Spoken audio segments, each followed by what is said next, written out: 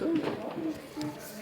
Kas čia bus? Labadiena, kolegės. Oi, ne, Prašom tik tai jau savo įspūdžius.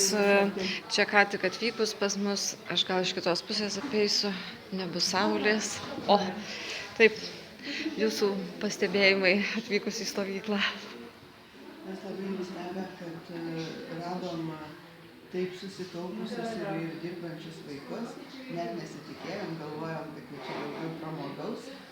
O net su mumis nelabai bendrauja, nesusiję.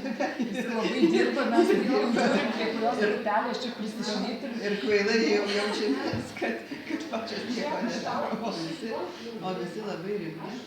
Ir mokslinį darbą, ir ten labai virtuviai, nirtingai visi papuošė vakarienę.